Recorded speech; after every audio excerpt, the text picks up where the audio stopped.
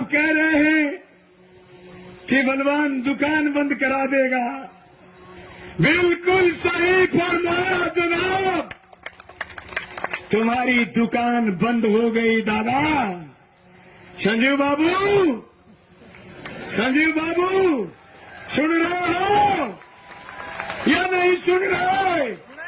प्रधान जी, जब तुमने गरीबों को पंचायत समिति के जरिए लूटा है, बिल्कुल तुम्हारी दुकान शट डाउन हो जाएगी। बाबूजी, संजीव जी, बाबूजी, सुन रहे हो या नहीं सुन रहे? अरे तुम शरीर कास्ट के सरपंचों से 20% कमीशन लेते हो, तुम्हारी दुकान बंद हो जाएगी बाबूजी। बिल्कुल सही फरमाया तुमने मूर्ति चौक पर।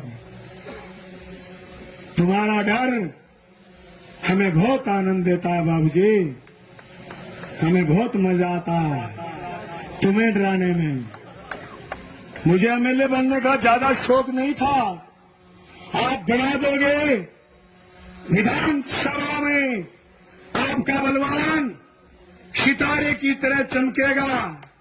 पर बाबूजी, मुझे बहुत मजा आता है उन लोगों को डराने में जो लोग हमारा घर पर अपमान करते हैं, दफ्तर में अपमानित करवाते हैं, हमारे घर थाना और तहसील भेजते हैं। उनको डराने में मुझे बहुत आनंद आता है।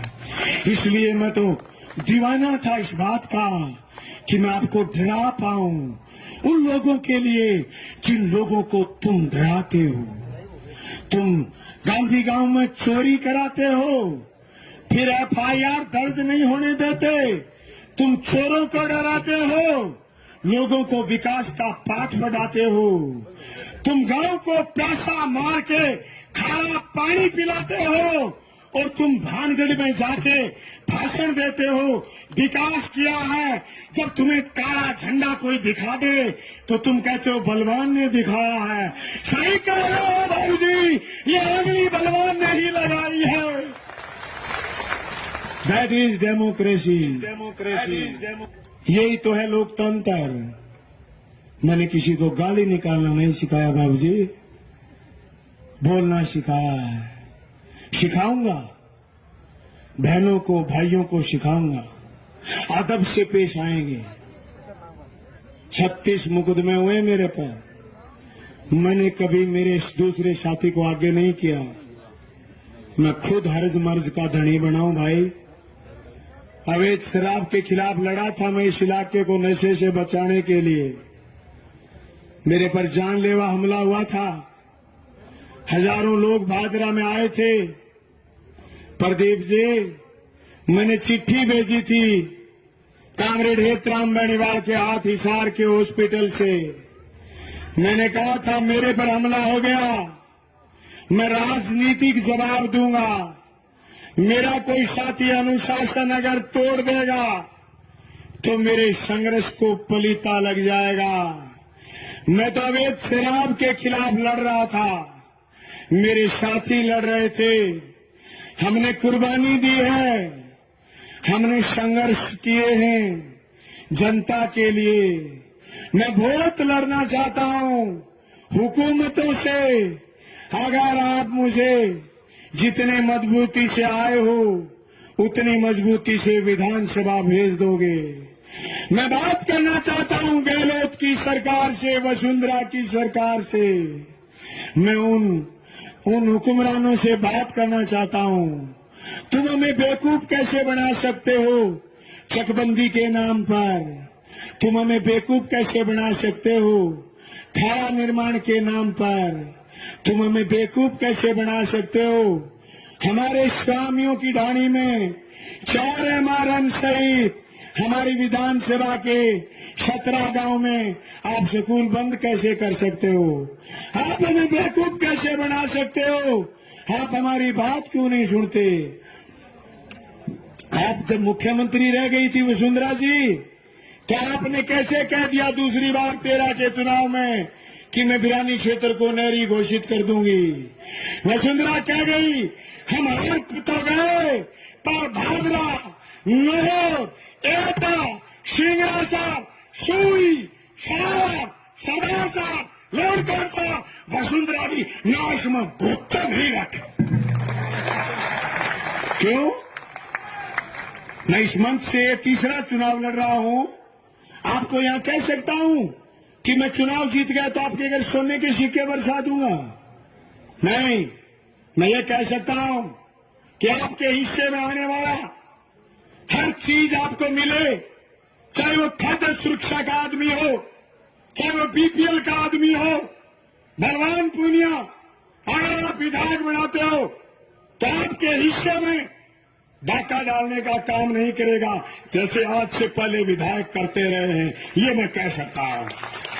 मैं ये कह सकता हूं नौजवानों, मैं 1 अक्टूबर को बीकानेर इसलिए गया था कि 26,000 एसटीसी फर्स्ट लेवल के बच्चे ज्वाइनिंग के लिए बैठे थे।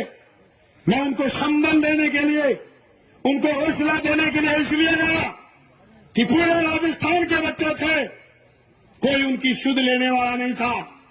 आज ये रैली यूं इतनी बड़ी नहीं हो जाती। मैंने लोगों का दिल जीता, इसलिए मैं उन बहनों के लिए, उन भाइयों के लिए किसान सभा के लेटर पैड पर लिख के दे के आया था कि ये बेटे और बेटियां हमारे हैं, लावारिस नहीं है, हुक्मरानों को डरा के आए। मैं बहुत बात करना चाहता हूं सरकारों से कि तुम झूठ कैसे बोल सकते हो। फसल बीमा पर प्रीमियम के हनुमानगढ़ जिले से ले गए 2300 करोड़, आज तक 11% खर्च करने थे प्रचार पर।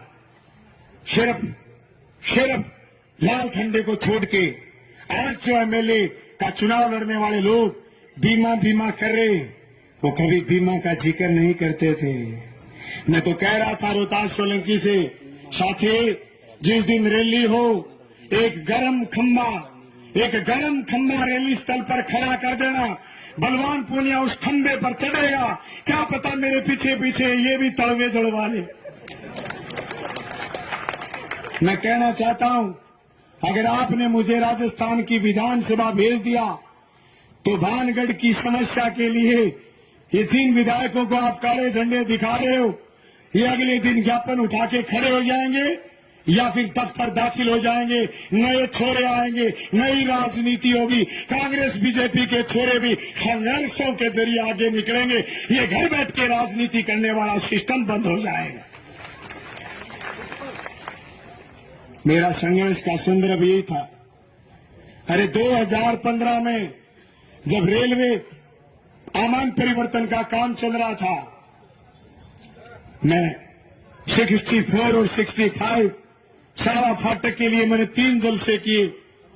मैंने कहा था शहर के लोगों से कि उधर अर्थी नहीं जा पाएगी, इधर जनाजा नहीं आ पाएगा। इन मुर्दे नेताओं के भरोसे हमारे मुर्दे हमारे कंधों पर रह जाएंगे। आओ मिलकर के लड़ते हैं।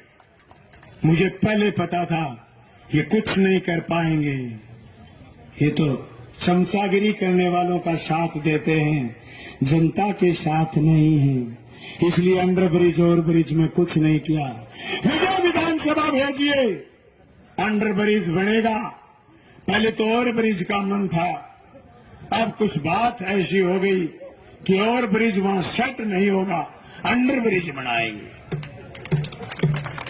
जरूरी और ब्रिज बनाएंगे, फिर दूसरी साइड से वहां तो एक अंडर ब्रिज ही बनाना है, बहुत जरूरी है।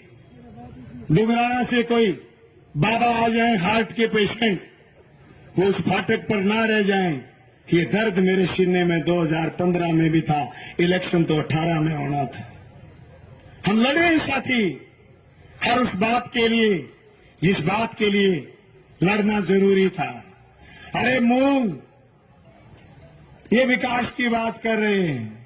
एक एक बोरी मूंग सरकारी रेट पे लड़के तुलवाने पड़े। मेरे किसान सभा के एक एक कार्यकर्ता एक एक बोरी के पास खड़े होकर के तुलवाए। ये कौन से मुंह से विकास की बात कर रहे हैं? हाँ, वो मुंह दुख है को नहीं, झूठ बोलता हूं। पहले क्या था लोग झूठो बोले